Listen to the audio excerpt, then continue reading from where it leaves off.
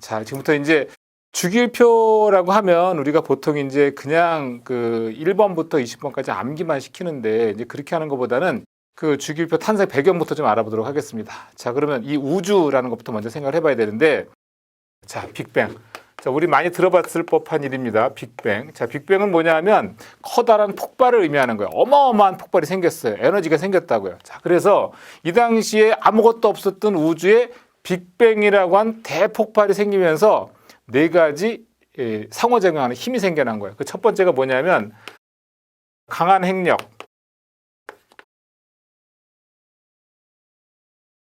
약한 핵력, 전자기력, 자, 전자기력, 그 다음에 마지막으로 중력, 이렇게 네 가지. 몇 가지며? 네 가지 힘. 자, 네 가지 힘이 생겼습니다. 자, 빅뱅을 통해서 많은 에너지가 생겼는데 그 에너지로 인해서 입자하고 반입자가 생기게 됩니다. 입자. 뭐하고 뭐요? 입자하고 반입자. 이 중에 뭐가 조금 불안정해 보이죠? 반입자가 조금 불안정해 보이죠. 그래서 얘는 그냥 소멸되는 거야. 한 10억 개 중에 하나씩 입자가 생기는 겁니다. 자, 그런데 이 입자는요, 다시 중입자와 그 다음에 경입자라고 하는 걸로 나뉘게 되는데, 어느 게 조금 무거워 보입니까? 예, 중입자가 조금 무거워 보이죠? 예, 이게 좀 무거운 거고. 자, 얘는 어때요? 경입자는 좀 가볍단 말이야. 가벼울 경자. 사실은 중입자 중에는 쿼크라는 게 있는데, 쿼크라는 게 종류가 한 6가지 종류가 됩니다. 몇 가지요? 6가지. 그런데 우리는 그 중에 2가지만 할 겁니다. 2가지. 자, 2가지가 뭐가 있냐면 업쿼크, 다운쿼크라는 걸 할 거예요. 우리말로 옮기게 되면 업쿼크는 위쿼크가 되고 다운쿼크는 아래쿼크가 됩니다. 자, 그 다음에 우리가 경입자도 종류가 되게 많은데 우린 그 중에 이제 전자만 할 거야. 전자에 대해서만 할 겁니다. 자, 다시 빅뱅을 통해서 네 가지 상호작용하는 힘이 생겼고, 그리고 입자와 반입자가 생겼는데 그 중에 반입자는 사라지고 입자만 남았다는 얘기예요. 자, 이 중에 사실은 여기서 지금 힘이라고 하는 걸 우리가 이제 네 가지로 얘기했는데, 이 중에 그 우주를 지배하는 힘은 우주를 지배하는 힘보다 여러분 보기에 뭐가 제일 셀 것 같아요? 이 중에 강한이라는 말이 나오는 거 보니까 강한 핵력이 제일 센 힘이란 말이야. 사실은 이 핵력이라고 하는 거는 요거는 짧은 거리, 아주 짧은 거리에서만 발동될 수 있는 힘이기 때문에 전체적으로 먼 거리에서 힘까지 전부 다 지배하는 힘은 사실은 전자기력입니다. 그래서 전자기력보다 세기 때문에 강한 핵력이고 전자핵력보다 약하기 때문에 약한 핵력. 그러면 제일 미약한 힘은 뭐가 되는 거야? 바로 중력이 제일 작은 힘이 되는 겁니다. 일단 이런 전제 조건을 깔고 그리고 이제 보는 거예요. 자, 봅시다. 자, 아까 입자는 중입자, 경입자로 나눠지고 중입자는 쿼크, 다시 업쿼크, 다운쿼크라고 했는데 용어가 조금 낯설 수는 있어요, 여러분들. 이제 주기율표를 하기 앞서서 이 얘기를 하는 이유는 나중에 끝나고 보면 이 얘기를 왜 했을까라는 걸 알게 됩니다. 자, 용어가 낯설더라도 자꾸 반복해서 읽다 보면 조금 익숙해져요. 자, 우선 업쿼크하고 다운쿼크, 전자 이 세 가지만 볼 텐데, 사실 이 전하량이라고 하는 게 전자의 경우에는 1.6 곱하기 10의 마이너스 19승 쿨롱이거든요. 그래서 마이너스 1.6 곱하기 10의 마이너스 19승 쿨롱의 전자의 힘을 여기에 대해서 상대적으로 비례한 값으로 보니까 업쿼크는 플러스 3분의 2의 전하량을 갖고 다운쿼크는 마이너스 3분의 1의 전하량을 갖습니다. 이건 뭐 제가 본 적은 없어요. 그러나 나중에 과학자들이 보니까 업쿼크는 플러스 3분의 2 전하량, 그럼 결과적으로 전자의 상대적인 양이라고 했으니까 1.6 곱하기 10의 마이너스 19승 곱하기 3분의 2라는 값이 되겠죠. 이거 너무 이렇게 얘기하면 힘드니까 그냥 이 전자를 마이너스 1로 보고 상대적으로 플러스 3분의 2, 마이너스 3분의 1 이렇게 보는 거예요. 자, 입자들이 생겨났단 말이야. 그런데 입자들은 업쿼크, 다운쿼크라고 하는 것들이 막 충돌하면서 부딪히면서 3개씩 뭉칩니다. 3개씩 뭉치다 보니까 플러스 3분의 2, 플러스 업쿼크는 누굴 좋아할까? 당연히 다운쿼크를 좋아하겠죠. 플러스니까. 그래서 업쿼크는 다운쿼크와 업쿼크 이렇게 다운쿼크를 중심으로 업쿼크가 양쪽에 달라붙기도 하고, 또는 다운쿼크가 업쿼크를 중심으로 이렇게 3개씩 뭉치기도 한단 말이야. 입자가 3개씩 뭉친다 그래, 3개씩. 그러면 전하량을 따져보면 어떻게 돼? 이거는 플러스 3분의 2, 마이너스 3분의 1, 플러스 3분의 1. 전체 합은 얼마가 되죠? 전체 합은 플러스 1이 되는 거고. 이 경우는 마이너스 3분의 1. 이렇게 해야 되겠지. 또 나중에 또 따지는 친구들이 있어가지고. 자, 마이너스 3분의 1 플러스 3분의 2 하고 플러스 마이너스 3분의 1. 이렇게 되면은 이 전체 값은 얼마가 되는 거지? 0이 되는 거지, 0. 그래서 처음에 빅뱅을 통해서 생겨난 입자들이 3개씩 뭉친다 그랬는데 이렇게 뭉쳐진 업, 다운, 업으로 뭉쳐진 요 플러스 1의 값을 갖는 것을 나중에 과학자들이 뭐라고 이름을 붙였냐면 양성자라고 이름을 붙입니다. 자, 그리고 이렇게 다운, 업, 다운으로 뭉친 이런 전하량 0의 값을 사람들이 뭐라고 이름 붙였냐면 중성자라고 이름 붙였단 말이야. 드디어 이제 양성자, 중성자 우리가 알고 있는 얘기가 나오는 거예요. 자, 이와 같은 양성자와 중성자가 생겨서 그럼 결과적으로 플러스 1인 우주에는 플러스 1인 양성자가 어마어마하게 많다는 얘기죠. 이렇게 맞습니까? 이렇게 많다는 얘기야. 플러스 1의 양, 이게 뭐 내가 지금 우주를 그릴 수는 없고 그냥 우리가 상상을 한번 해보는 거예요. 그럼 대부분의 우주는 뭐가 가득 차 있다는 얘기냐면 플러스 1짜리 양성자 집단이 있다는 얘기예요. 그래서 나중에 과학자들은 이와 같은 플러스 1의 양성자가 갖는 것을 이름을 뭐라고 붙였냐면 수소라고 이름을 붙였단 말이야. 자, 양성자가 근데 처음에 그 에너지가 있어서 막 충돌하면서 부딪히다 보면 플러스 1짜리들도 이렇게 뭉치려고 하겠죠. 이렇게 뭉치려고 하겠죠. 이게 잘 뭉칠까요? 둘이 반발력이 생기니까 잘 안 뭉치겠지. 그래서 요때 중성자라고 하는 이런 0의 전하를 갖는 것들이 달라붙기 시작한단 말이야. 그러다 보니까 얘네들끼리는 반발력이 있지만 요렇게 강한 행력, 요렇게 강한 행력, 요렇게 강한 행력. 강한 행력이 몇 개가 작용해? 3개가. 반발력은 하나가. 그러니까 뭉칠 수 있어 없어? 그래서 뭉치게 된단 말이야. 그래서 양성자 2개에 중성자 하나 또는 중성자 2개짜리 이런 것들이 뭉치기 시작합니다. 그래서 양성자 하나일 때는 수소라고 했던 것이 양성자 2개가 되니까 뭐가 되냐면 바로 헬륨이라고 하는 것이 생긴다는 얘기죠. 대부분은 다 수소고 플러스 1짜리 양성자 하나짜리 덩어리들로 막 뭉쳐서 돌아다니고 그리고 2개짜리가 또 뭉치다가 이제 우주가 너무 팽창을 해버린 거야. 우주가 너무 넓어져 버렸어. 그러니까 더 이상 양성자들끼리 뭉칠 수 있는 상황이 안 됐단 말이지. 그럼 우주의 대부분은 뭐란 얘기입니까? 수소가 대부분이고 헬륨이 약간 생기다가 만 그런 형태예요. 이렇게 되고 나니까 수소라고 하는 거, 그 다음에 헬륨이라고 하는 거. 사실은 양성자 하나짜리가 수소고 양성자 2개짜리가 헬륨인데 이렇게 하고 나서 우주가 막 넓어지고 나니까 온도는 떨어지고 밀도는 낮아지고 그러다 보니까 이제 처음에 이 전자라고 하는 경입자라고 하는 이 렙톤 중에 하나인데 이 전자라고 하는 것이 처음엔 에너지가 많아서 막 미친 듯이 돌아다니다가 이제 우주가 너무 넓어져서 온도도 낮아지고 밀도도 낮아지니까 더 이상 돌아다니는 힘이 없어서 이제는 구속되기 시작합니다. 양성자에. 그래서 그게 뭐냐면 지금 수소는 플러스 1의 전하라고 했고 전자는 마이너스 1의 전하라고 했어. 그럼 이 플러스 1의 전하에 전자가 몇 개가 달라붙을 수 있을까? 당연히 한 개가 달라붙겠죠. 이게 하나의 힘으로 끌어당기는 거니까. 그래서 플러스 1짜리에 양성자 하나에 마이너스 1짜리 전자가 달라붙은 이런 원자가 드디어 생기는 거야. 원자. 여기까지는 원자 핵이었고 여기까지 원자가 생기는 거야. 그러면 플러스 2짜리 양성자에 전자가 몇 개 달라붙을까? 당연히 2개의 전자가 달라붙은 이런 헬륨이라고 하는 원자가 드디어 만들어지는 거예요. 그러면 결과론적으로 얘기할 때 원자라고 하는 것은 지금 요 핵이라고 하는 게 있었고요. 그리고 전자가 달라붙었어요. 그럼 핵은 뭐와 뭐로 나눠집니까? 양성자와 중성자 이렇게 만들어졌다는 걸 우리가 알 수 있다는 얘기지. 우주가 처음에 빅뱅으로부터 원자가 만들어진 거야. 그리고 났더니 그러면 처음에는 양성자 플러스 1짜리 덩어리들 얘네들끼리 충돌을 통해서 2개짜리 헬륨까지 만들어지고 그리고 나서 이제 우주는 평온을 찾는 거예요. 그럼 대부분의 우주는 수소와 헬륨 수소가 대부분이고 헬륨이 조금 일부 있다고 그러는 건데 그럼 이제 아까 처음에 얘기했던 전자기력 발동합니까? 안 하죠. 플러스 1짜리에 마이너스 1짜리가 달라붙었으니까. 그리고 강한 핵력, 약한 핵력 다 발동한 거야. 이제 남은 힘은 뭐냐면 요 힘만 남은 거야. 중력. 그래서 얘네들끼리 이 플러스 1짜리들끼리 막 지나가면서 부딪히면서 플러스 3짜리 뭉칠 수 있겠죠. 이렇게 해서 중력의 힘이라고 하는 건 뭐냐면 중심을 통해서 이렇게 뭉치는 걸 말하는 거야. 중심을 향해서. 아무래도 가운데 쪽으로 힘이 몰릴 수밖에 없잖아. 그래서 이제 3개짜리가 만들어지기도 하고 4개짜리가 만들어지기도 하는 거예요.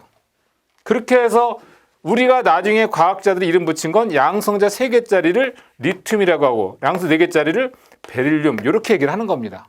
이건 사실 이미 우주를 통해서 양성자 20개짜리 우리는 칼슘 이렇게 얘기를 했단 말이야. 이건 이미 우주를 통해서 만들어진 거야. 그런데 이걸 그 당시에는 우리가 몰랐던 거지. 뭐냐 하면 지금으로부터 2000년 전 얘기예요. 2000년 전에 데모크리토스라는 사람이 이제 드디어 우주는 다 만들어졌는데 이제 사람들이 이제 하나씩 찾아가는 과정이야. 데모크리토스라는 사람이 별명이 뭐냐면 웃는 철학자입니다. 웃는 철학자. 웃는 철학자였어. 데모크리토스라는 사람이 길을 가다 동전을 하나 주운 거야. 동전을 딱 주워 보니까 너무 달아있어. 이게 달고 달면은 뭐가 되지? 수박을 계속 쪼개고 참외를 계속 쪼개고 그러면 제일 마지막에 남는 거 하나를 이름을 뭐라고 치냐면 그 작은 입자 그걸 뭐라고 하면 애톰 뭐냐 원자 이렇게 얘기를 한 거예요. 데모크리토스가. 대단한 얘기죠. 대단한 발견을 한 거야. 입자라는 거를 그 당시에 처음 얘기를 한 거야. 근데 사람들한테 먹히지가 않아. 그러다 보니까 뒤에 와서 그럼 입자가 어떤 게 있냐 이거지 이제. 그래서 엠페도클레스라고 하는 또 철학자가 뭐라 그러냐면 그 입자의 종류는 물, 불, 흙, 공기 이렇게 4원소설을 얘기하는 거야. 그러면 이 세상에는 모든 물질은 물이라고 하는 거, 불, 흙, 공기라고 하는 원소로 이루어진 것이다. 이렇게 얘기를 한 거야. 사실은 이런 것들이었는데 수소, 헬륨 이런 것들이었는데 이 당시 사람들은 모르니까 그냥 물, 불, 흙, 공기가 원소인 줄 알았던 거지. 그리고 나서 그럼 모든 물질은 이걸로 만들어졌다는 얘기야? 라고 생각을 이제 하다 보니까 뭐지 이상해. 그러다 보니까 나중에 이제 아리스토텔레스가 여기다 플러스 제5원소설을 얘기합니다. 이게 뭐냐면 물, 불, 흙, 공기에다가 뭔가 하나만 더 찾아서 하면 거기에 이제 모든 물질을 만드는 기본 구성 원소가 된다고 생각하는 거야. 그랬더니 사람들의 마음이 어떻게 움직이기 시작하냐면 이런 거예요. 요즘 금이 비쌉니까? 안 비쌉니까? 금 비싸죠? 이 당시에도 되게 비쌌어요. 그러니까 사람들이 금을 갖고 싶어 했어. 그럼 금을 한번 만들어 볼까? 물, 불, 흙, 공기 여기다 뭔가를 넣으면 금이 만들어질 것 같아. 그걸 연구했던 사람들이 누구냐면 연금술사라고 하는 겁니다. 제가 대표적인 연금술사 한 명만 얘기할게요. 17세기 초에 독일의 브란트헨이라는 사람이 오줌을 가지고 실험을 하는 거야. 이 오줌. 이 제5원소를 오줌이라고 생각을 한 거야. 그래서 오줌을 막 모아. 아이 오줌, 어른 오줌, 노인 오줌 막 오줌 모아가지고 지하실에서 냄새 나겠지. 근데 오줌 가지고 실험을 해요. 막 실험관에다가 물 집어넣고 모래 집어넣고 오줌 집어넣고 막 끓이는 거야. 조합을 여러 가지를 하면서 금이 만들어지지 않을까 하고서 금 만들려고. 그때 금을 만들었을까 못 만들었을까? 당연히 못 만들었죠. 하지만 어느 날 실험하다가 힘들어서 집에 가서 방에 가서 잠깐 쉬다가 문득 실험한 결과가 궁금해서 또 내려가서 보다 보니까 이 끓이는 와중에 뭔가 뿌연 게 보이는 거야. 그게 뭐냐면 인을 발견합니다. 인. 드디어 이제 인을 발견합니다. 그러면 인이라고 하는 거는 양성자가 15개짜리 인을 찾아지게 된 거야. 이게 이 당시에 서양에서 여러 연금술사를 통해서 여러 가지 원소들이 발견되고 있는 즈음에 동양에서는 연단술사들이 활동을 합니다. 여기서 말하는 연단술사는 누구냐면 이 당시에 동양에서 어떤 일이 있었냐면 중국은 춘추전국 시대였어요. 되게 복잡하고 혼란기였단 말이야. 그 당시에 진나라의 영정이라고 하는 사람이 영정이라고 하는 애가 진나라의 영정이라는 애가 13살에 왕으로 등극을 해요. 왕이 돼가지고 얘는 굉장히 혈기도 있고 젊은 애니까 공격적이고 전투적이고 이런 애야. 그러니까 전체 중국을 다 통일해버립니다. 40살에. 통일하고 나니까 어떤 마음이 들까? 나 같으면 내가 이렇게 어렵게 통일을 시킨 이 나라를 오래도록 다스리고 싶지 않을까? 그러니까 불로불사에게 관심이 생기는 거예요. 그래서 불로불사약을 찾아와라. 그래서 그 중에 대표적인 연단술사가 누가 있었냐면 서불이라고 하는 애가 있었는데 얘가 이제 진시황의 눈과 귀를 가린 거죠. 제가 찾아오겠습니다. 그것도 이제 진시황제가 그래 너 한번 가서 찾아와봐. 그래서 그냥 각종 금은보화와 그냥 시녀 하인들을 막 내려줘가지고 찾아오게 했어요. 근데 나중에 죽을 것 같으니까 서불이가 뭘 갖다 바치냐면 수은을 갖다 바쳐요. 수은. 진짜 이 수은은 우리 피부에 바르면 막 팽창돼가지고 피부가 젊어지는 느낌이 들어. 그러니까 진시황은 수은을 되게 좋아해. 그러니까 막 수은으로 전국에는 수은을 모아가지고 수은 연못을 만들고 거기서 세수하고 그걸로 밥하고 이런 일이 생기는 거야. 실제 진시황 무덤에 가보면요. 아직 진시황 무덤은 다 발굴이 안 됐죠. 그 근처 무덤만 발굴이 된 건데 진시황 무덤의 근처의 수은 농도를 측정해 보니까 주변보다 거의 10배 내지 20배가 많다는 거야. 그만큼 얘가 수은을 좋아했다는 얘기가 되는 거죠. 자, 어떻든 중요한 건 이런 주기율표상에는 여러 가지 원소들이 이제 동양과 서양에 걸쳐서 여러 가지 원소들이 밝혀지기 시작하는 거예요. 자, 이걸 토대로 해서 이제 주기율표에 대한 얘기를 우리가 좀 더 깊이 있게 한번 해봐야 된단 말이지. 그게 앞서서 이렇게 만들어진 것들을 사실은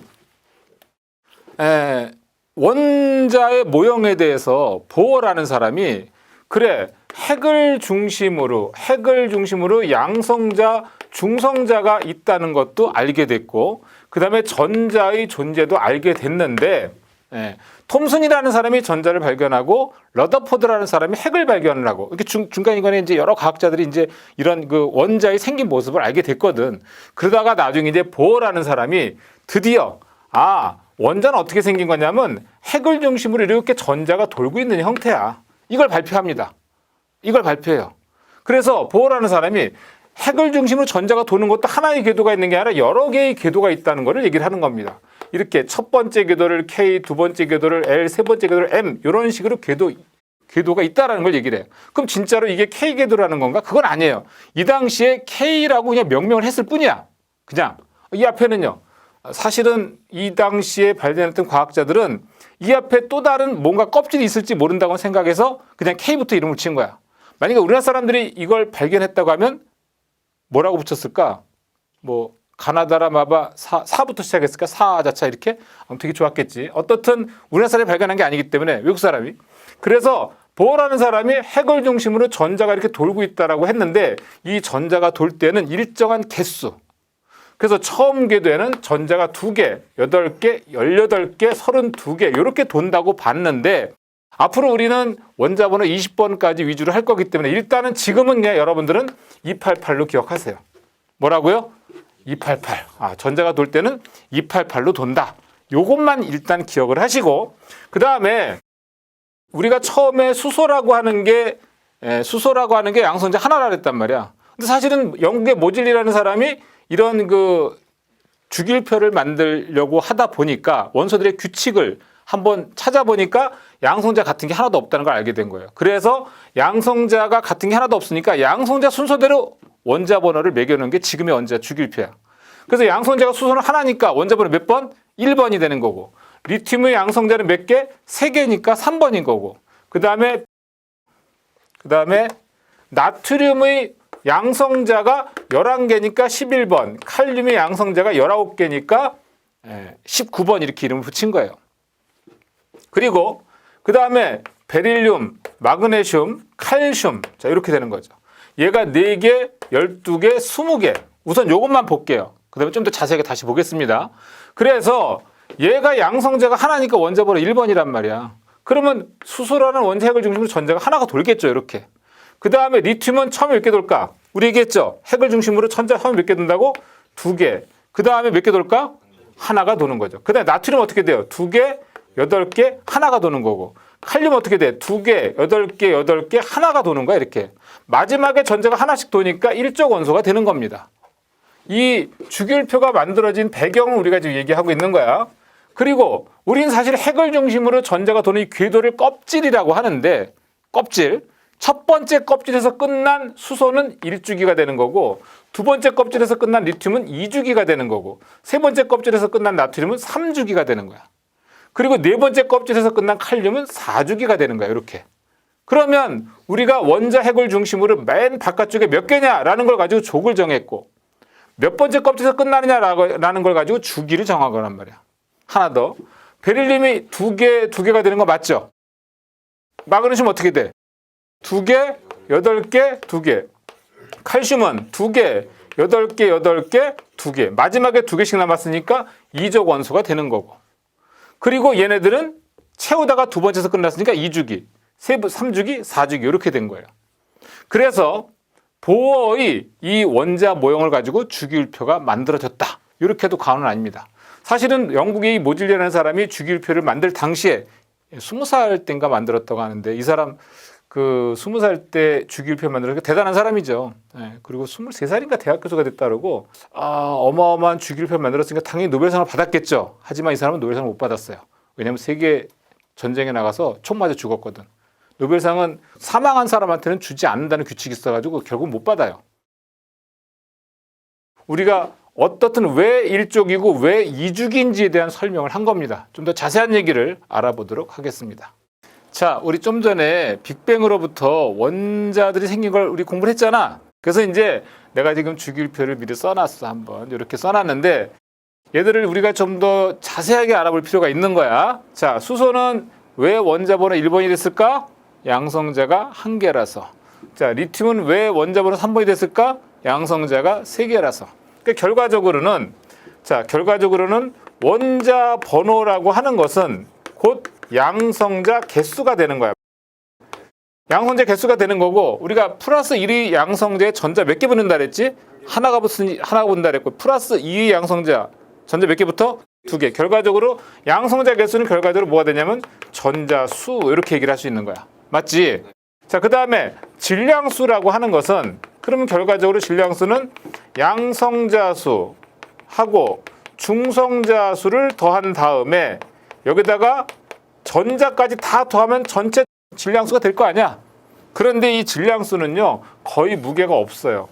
거의 먼지와 같은 존재야. 그러니까 우리는 전자수는 질량수를 포함을 안 시켜. 따라서 질량수 하면은 양성자수하고 중성자수만 더해주면 이게 바로 질량수가 되는 거거든.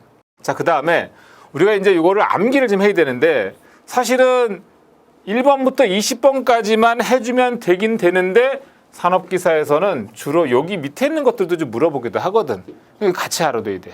그래서 수소부터 우리는 세로적으로 외우는 걸 좀 연습을 하셔야 돼요. 세로적으로. 그래서 수소, 리튬, 나트륨, 칼륨, 루비듐, 세슘, 프랑슘. 그다음 여기는 베릴륨, 마그네슘, 칼슘, 스트롱슘, 바륨, 라듐. 자꾸 반복적으로 읽어서 암기 좀 하셔야 돼요.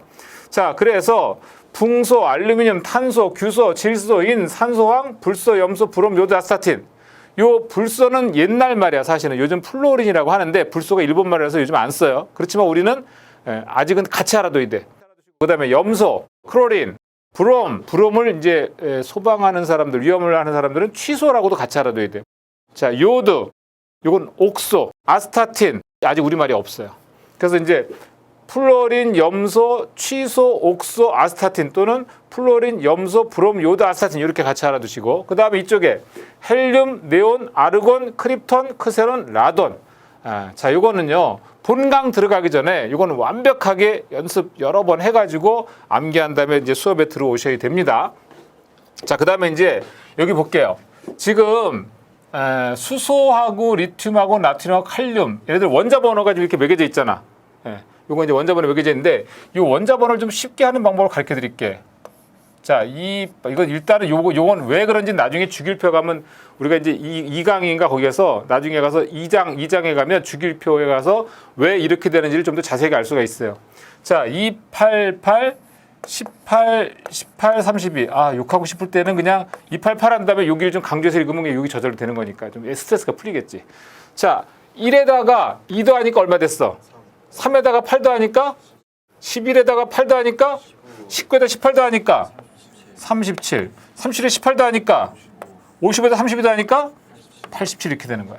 그럼 얘가 19번, 20번이니까 여기는 뭐가 돼? 37이니까 38. 여기는 56, 여기는 88. 어우, 이거 원자번호 다 매겼네. 여기까지. 너무 쉽죠? 자, 그 다음에 이쪽에 가볼게. 이번에는 88, 18, 18, 32야. 여기는 2는 빠졌어. 그러면 2에다 8 더하니까 얼마가 되는 거야? 10에다 8 더하니까 18, 18 더하니까 36도 18 더하니까 그 다음에 32 더하니까 86. 그럼 얘가 19, 18, 17, 16 나가니까 얘 36이면 얘는 뭐야? 35. 얘는 53. 얘는 85. 다 됐어요. 너무 간단하지 않습니까? 원자번호 매기는 거. 자, 그러면 결과적으로 아르곤은 양성자 몇 개라고? 전자 몇 개? 18개. 크립톤은 양성자 몇 개? 36개. 그렇게 되는 거야.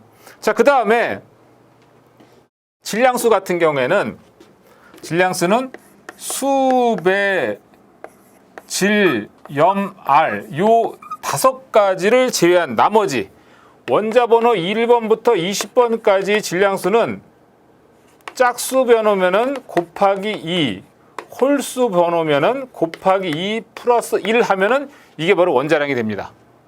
이거는 원자 번호 1번부터 20번까지만 해당된다 그랬어. 그러면 여기까지야.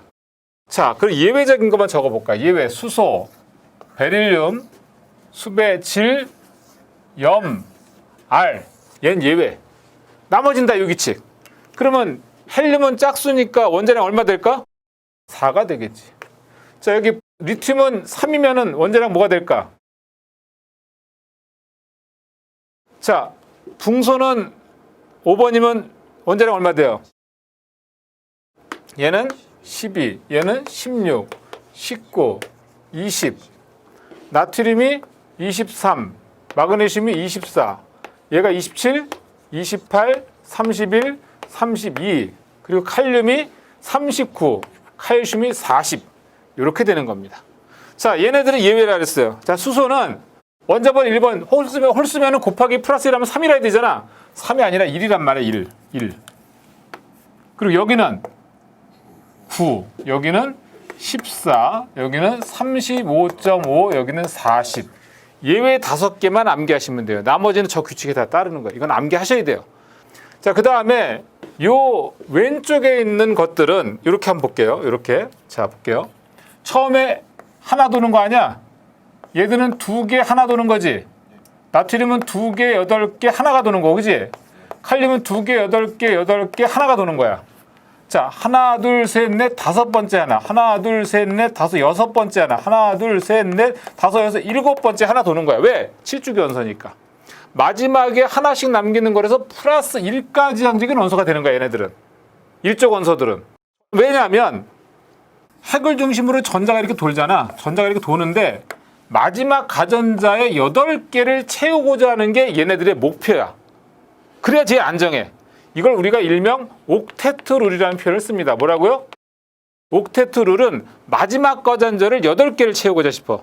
그러면 물론 첫 번째 궤도만큼은 2개, 듀엣룰이라고 하는데 첫 번째 궤도만큼은 그러면 수소 같은 경우, 리튬 같은 경우, 나트륨 같은 경우 보니까 얘가 안정해지려면 첫 번째 궤도 2개만 되면 안정한다 그랬잖아. 하나를 버리고 싶지. 버리고 싶단 말이에요. 이렇게. 자, 나트륨 어때요? 2개, 8개 하나야. 하나를 버리는 경우와 7개를 가져오는 경우는 어느 게 더 쉬울까? 당연히 하나를 버리는 게 쉽단 말이야. 하나 버리면 안정해지거든. 얘도 하나를 버리고 싶단 말이야. 이런 식으로 하나를 버리고 싶은 애들이 플러스 1까지 양직인 원소가 되는 거야.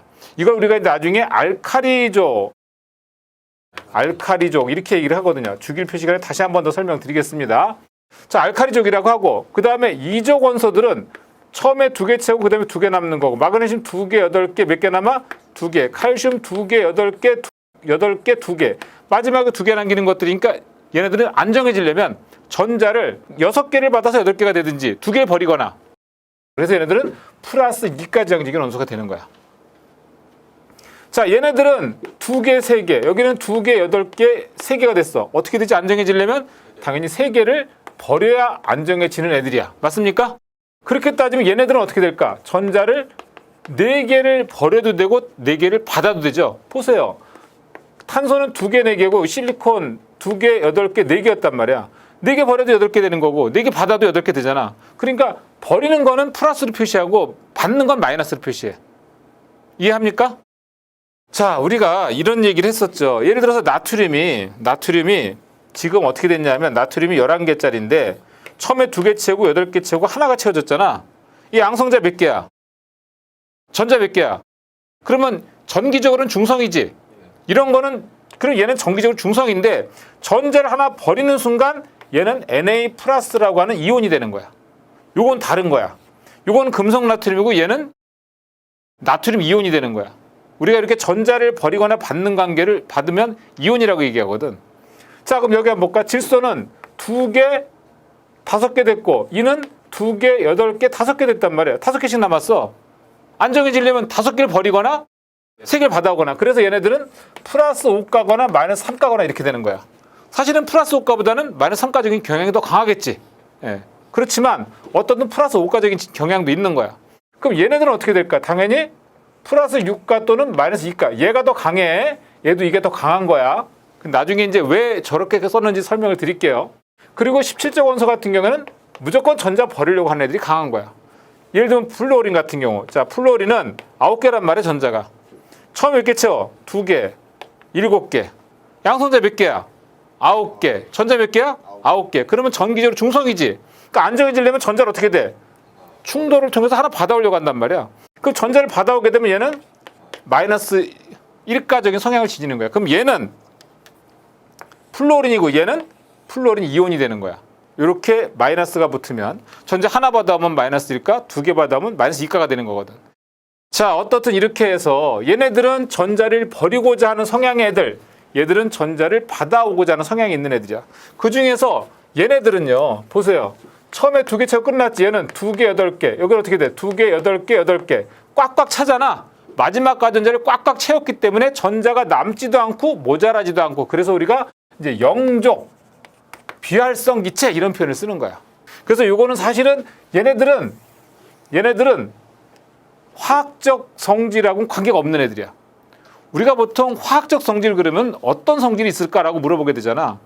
세상에는 사람이 몇 종류가 있어요? 남자, 여자 두 종류밖에 없죠. 화학적 성질, 원소들에도 화학적 성질은 두 가지밖에 없는 거야. 뭐가 있냐면 전자를 버리려고 하는 자, 전자를 받으려고 하는 자. 그래서 전자를 버리려고 하는 얘네들을 우리가 뭐라고 하냐면 금속, 이렇게 표현하는 거야. 그래서 금속 이렇게 표현한단 말이야. 왼쪽은 금속, 오른쪽은 비금속. 전자를 버리려고 하는 자, 전자를 받으려고 하는 자. 이렇게 기억을 해야 된단 말이야. 그래서 이 전자를 버리려고 하는 얘네들을 금속적인 성질이라고 하고, 얘들을 전자를 받으려고 하는 얘네들을 비금속적인 성질이라고 하는 거야. 그러면 전자를 버리려고 하는 얘네들 중에서 특히 이제 우리가 좀 기억해야 될 게, 얘네들이 전자를 버리면서 금속적인 성질을 가지고 있는 애들인데, 얘들이 불꽃 반응 색깔이 아주 중요해요. 불꽃 반응 색깔. 자, 리튬 같은 경우에는 불꽃 반응 색깔이 뭐냐면 얘는 빨강색입니다. 우리 왜 축제하잖아. 불꽃놀이 축제. 그럼 막 빨간색, 노란색, 보라색 막 이렇게 여의도에서 막 그 불꽃놀이 하잖아. 그때 이 금속 가지고 하는 거예요. 나트륨의 색깔이 뭐냐면 노란색입니다. 자, 칼륨은 보라색이에요. 이 정도는 암기해야 돼. 그리고 루비듐이 진한 빨강. 그냥 빨강이 아니야. 얘는 청자색. 가끔 필기시험에서 이런 문제가 나와. 다음 중 불꽃 반응 색깔이 서로 연결이 잘못된 것은, 아니면 다음 중 일적 원소에 해당하지 않는 것은, 이런 식으로 나오기 때문에 이 전체 원소들 다 알고 있어야 돼요. 프랑슘은 지구상에 별로 약간만 존재하기 때문에 이건 뭐 잘 알아둘 필요는 없어요. 그냥 일적 원소라는 것만 알아두면 되는 거고. 자, 근데 이적 원소에 베릴륨, 마그네슘, 칼슘, 스트롱슘, 바륨, 라듐 이런 원소들이 있다는 거 반드시 암기해야 됩니다. 자, 그 다음에 여기 와서 여기 있는 7적 원소 같은 경우는 나중에 이제 할론 소화약제 할 때 굉장히 많이 필요한 원소들인데, 이 플루오린이나 염소 같은 경우 얘네들은 이원자 분자로 존재하는 물질이에요. 그래서 얘들 가스 상태, 비금속인데 가스, 얘는 가스, 얘는 액체, 얘는 고체야. 다시 한번, 얘는 뭐라고? 두 개는 가스, 요 하나는 얘는 액체, 얘는 고체가 되는 거야. 그래서 이 불소의 가스 색깔을 보면 담황색입니다. 담황색. 무슨 색이요? 담황색. 그리고 그러니까 옅은 황색이란 뜻이야. 옅은 노란색이란 뜻이야. 그리고 염소 같은 경우에는 황록색. 황록색. 그 다음에 브롬 같은 경우 얘는 젓갈색이야. 젓갈색. 요오드는 흑자색. 그럼 색깔이 어떻게 돼? 점점 진해지지? 옅은 노란색, 그 다음에 약간 녹색. 변비 정도에 따라서 기억하면 돼요. 우리가 변비가 없는 사람은 황색 변을 넣지 않아. 좀 며칠 있다가 하면 색깔이 조금 녹색이 되지.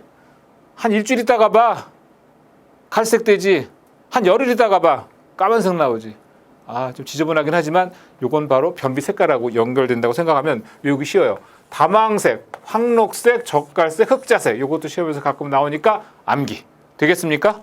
자, 그래서 우리가 주기율표를 이렇게 전반적으로 설명을 드렸는데, 나중에 가면 이제 금속과 비금속이 만나는 경우, 금속과 금속이 만나는 경우, 또는 비금속과 비금속이 만나는 경우 화학결합 시간에 하면서 화합물이 만들어지는 것도 할 텐데, 어떻든 우리가 이제 본강에 들어가기 전에 요거는 만큼은 확실하게 암기가 돼야 돼. 이거 암기가 안 되면 우리 수업 들을 필요가 없어요. 그래서 본강에 들어가기 앞서서 이 주기율표는 반드시 암기, 수소부터 세워서 암기하는 게 좋아요. 수소, 리튬, 나트륨, 칼륨, 루비듐, 세슘, 프랑슘, 베릴륨, 마그네슘, 칼슘, 스트롱슘, 바륨, 라듐, 붕소, 알루미늄, 탄소, 규소, 질소인, 산소황, 불소, 염소, 브롬, 요드, 아스타틴, 헬륨, 네온, 아르곤, 크립톤, 크세론, 라돈. 제가 얘기했던 요 속도로 쓰고 암기할 수 있도록 반드시 학습하시기 바랍니다.